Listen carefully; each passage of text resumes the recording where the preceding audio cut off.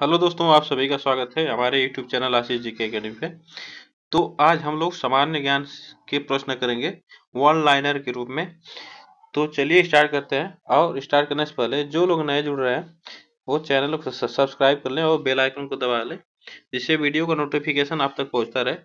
तो चलिए, और शेयर लाइक जरूर करें। तो चलिए स्टार्ट करते हैं। आज का पहला क्वेश्चन है, सामान्य ज्ञान से है क्वेश्चन। तो वन लाइनर के रूप में हम लोग करेंगे। तो सामान्य ज्ञान से प्रश्न है, खट्टे फलों में कौन सा एसिड पाया जाता है? तो आपको बताना है खट्टे फलों में सबसे ज्यादा कौन सा एसिड पाया जाता है। तो आपको बताना है क्या? तो यह साइट्रिक एसिड पाया जाता है। कौन सा? साइट्रिक एसिड पाया जाता है, ठीक ना। फिर नेक्स्ट चलते हैं, भारत में प्रधानमंत्री के ओहदे को को क्या माना जाता है? तो ओहदे को क्या माना जाता है आपको बताना है। ओहदे को क्या माना जाता है? तो कार्यकारी प्रमुख माना जाता है, ठीक ना। चलते हैं आगे। ताजमहल बीबी का मकबरा एतमाद उल दौला किस चीज के स्मारक है? ठीक, तो यह किस चीज के स्मारक है? तो यह मृत व्यक्तियों के स्मारक हैं। ताजमहल, बीबी का मकबरा, एतमाद उल दौला, ये किस चीज के स्मारक हैं? तो यह मृत व्यक्तियों के स्मारक हैं। ठीक, आगे चलते हैं। सम्राट अशोक किसका उत्तराधिकारी था? तो सम्राट अशोक किसका उत्तराधिकारी था? तो यह किसका था? तो यह बिंबिसार का उत्तराधिकारी था। यह बिंबिसार का उत्तराधिकारी था। ठीक,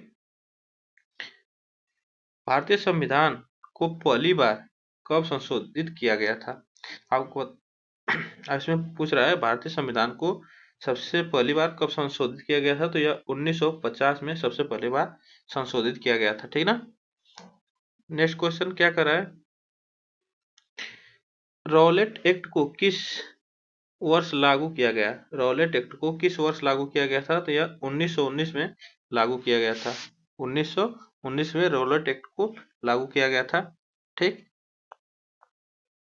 महाराणा प्रताप बुलबुल महाराणा प्रताप बुलबुल किससे कहते थे? महाराणा प्रताप बुलबुल किसे कहते थे? तो यह अपने घोड़े को क्या कहते थे? उनके घोड़े का नाम क्या था? बुलबुल। ठीक, नेक्स्ट आगे। बक्सर इवाइंडर होलीफील्ड को किस नाम से जाना जाता है?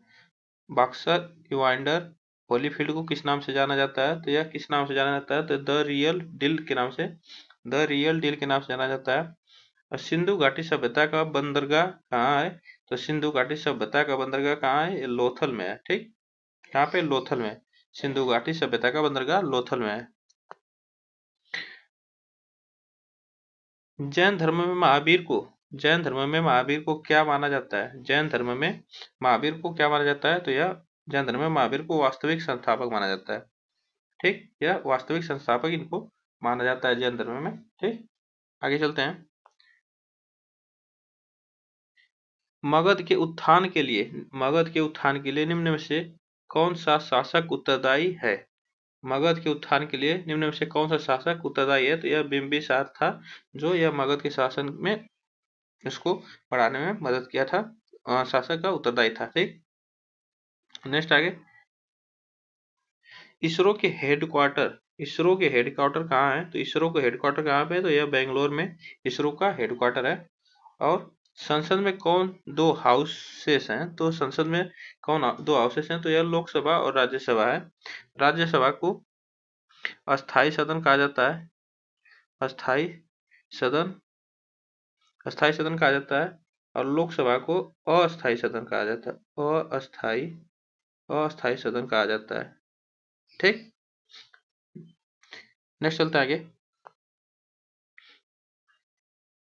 भारत का सबसे छोटा राज्य कौन सा है? तो यह कौन सा राज्य है? तो गोवा है। सबसे छोटा राज्य भारत का गोवा है। फिर रामायण के लेखक कौन थे? रामायण के लेखक कौन थे आपको बताना है। रामायण के लेखक कौन थे? तो यह कौन थे? तो यह वाल्मीकि थे।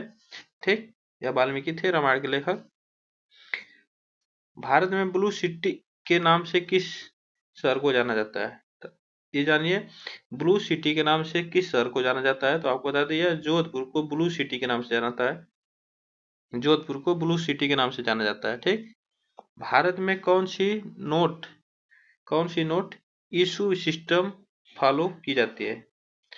भारत में कौन सी नोट इशू सिस्टम फॉलो की जाती है? तो यह मिनिमम रिजर्व सिस्टम फॉलो की जाती है। ठीक, आगे, भारतीय संविधान में कितनी भाषाएं हैं? आपको बताना है भारतीय संविधान में कितनी भाषाएं। तो कितनी भाषाएं? तो यह 22 भाषाएं हैं। ठीक, भारतीय संविधान में 22 भाषाएं हैं। आप लोग इसको याद रखिएगा। भारत के किस राज्य की आबादी सबसे ज्यादा है? भारत की किस राज्य की आबादी सबसे ज्यादा है? तो यह अरुणाचल प्रदेश की आबादी सबसे ज्यादा है। ठीक, यह अरुणाचल प्रदेश की आबादी सबसे ज्यादा है। आगे चलते हैं। मिल्खा सिंह को क्या कहा जाता है? मिल्खा सिंह को क्या कहा जाता है? The flying Sikh of India कहा जाता है, जो कि यह सबसे तेज धावक थे। Flying Sikh of India Milkha Singh को कहा जाता है। ठीक, फिर भारत का सबसे बड़ा राज्य कौन सा है? तो पूछ रहा है भारत का सबसे बड़ा राज्य पूछ रहा है, तो यह राजस्थान है। उसके बाद कौन सा राष्ट्र सबसे छोटा? अभी तो बताया है, छोटा गोवा है। ठीक, नेक्स्ट आगे चलते हैं। भारत में कितने राज्य और कितनी यूनियन टेरिटरी है? तो भारत में कितने राज्य कितने यूनियन टेरिटरी हैं? आपको बताना है कितने राज्य और कितने यूनियन टेरिटरी हैं।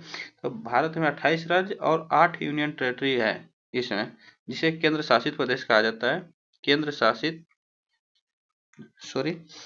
शासित प्रदेश कहा जाता है। केंद्र शासित प्रदेश कहा जाता है। ठीक, आगे चलते हैं। भारत के 14वें प्रधानमंत्री कौन है? तो यह नरेंद्र मोदी जी हैं।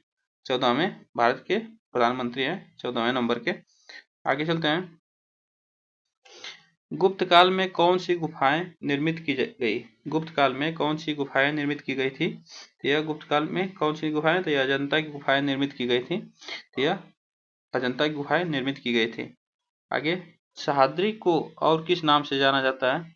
सह्याद्री को और किस के नाम से जाना जाता है? तो यह सह्याद्री को द वेस्टर्न घाट के नाम से जाना जाता है।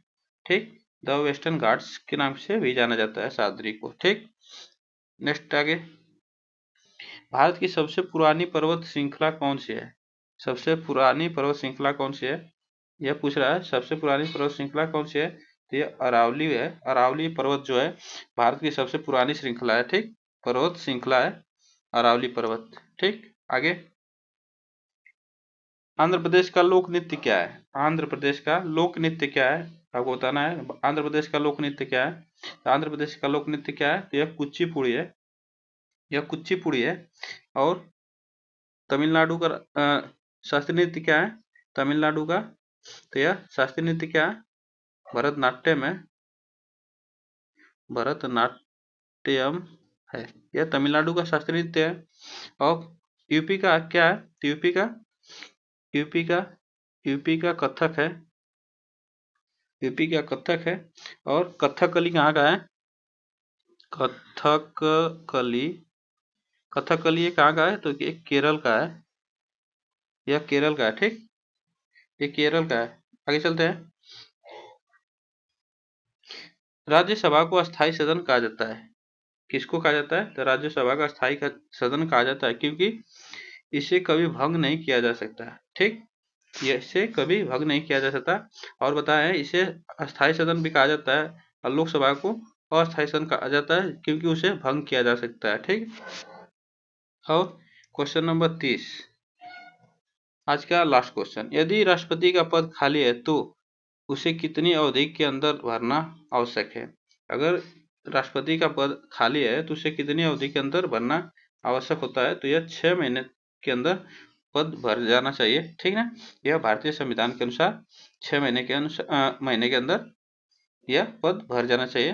तो आज के लिए बस इतना ही। फिर सामान्य ज्ञान के लिए फिर मिलते हैं अगले वीडियो में। तब तक के लिए थैंक यू सो मच।